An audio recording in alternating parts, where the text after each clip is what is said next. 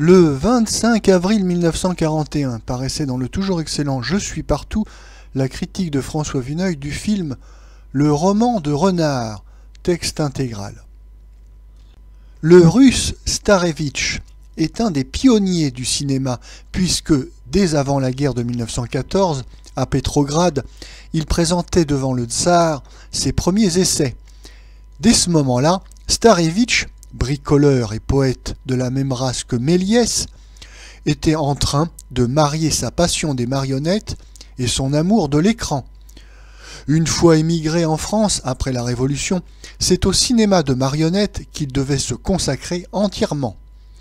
Il choisit pour acteurs favoris des animaux de peluche ou de carton qui se souviennent de ceux de Granville, pour les fables de La Fontaine, qui ont annoncé, par certains traits, ceux de Walt Disney.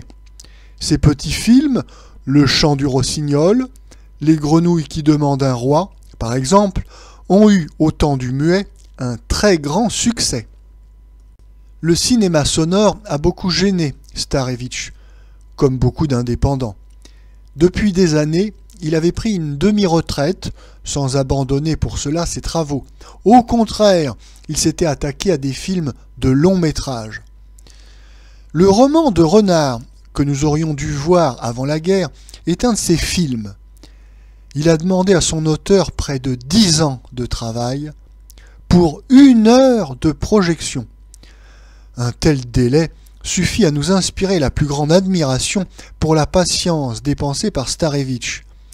Il explique aussi que certaines images aient un aspect un peu défraîchi.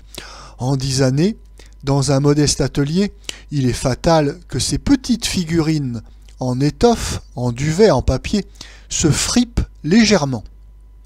Comme Walt Disney, avec Blanche-Neige, Starevitch, en tournant un long film où le scénario prend une grande importance, a perdu aussi un peu de sa liberté féerique, de sa fantaisie.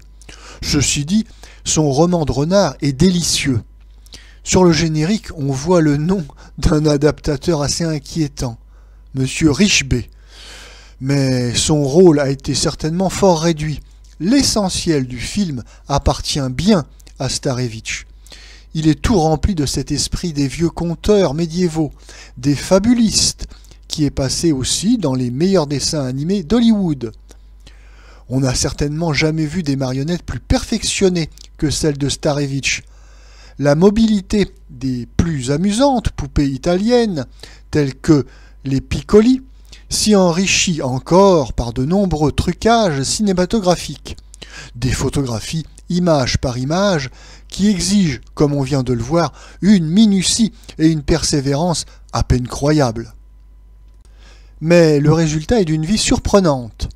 Les animaux, le renard aux 1000 ruses, le lion solennel, l'ours en gendarme brave et lourdeau, le chat poète, le blaireau retors, ont une variété inépuisable d'expressions. En quelques secondes, leur œil passe de la gaieté à la douleur, de la méfiance à la surprise ou à la colère. Ils parlent aussi, ou chantent, et de très amusante façon, grâce au dialogue de Jean Nohain, au couplet pimpant de Vincent Scotto, à la voix que leur prêtent des comédiens tels que Dauphin et Bouquet.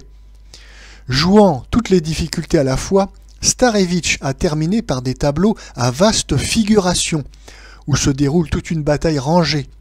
L'assaut donné par les bataillons de béliers, de boucs, de sangliers à la citadelle de renards.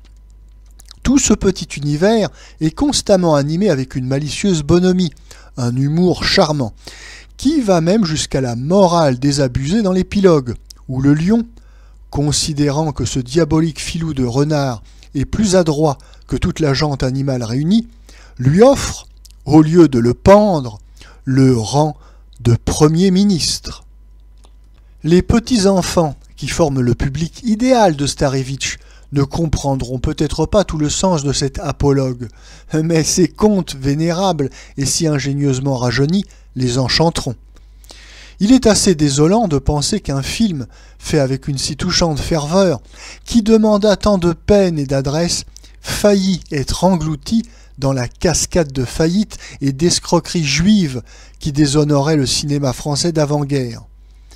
Dans une industrie moins anarchique et stupide, Starevich eût certainement obtenu les moyens qu'il mérite pour travailler sur un grand pied, améliorer ses procédés de fortune et donner libre cours à sa charmante imagination.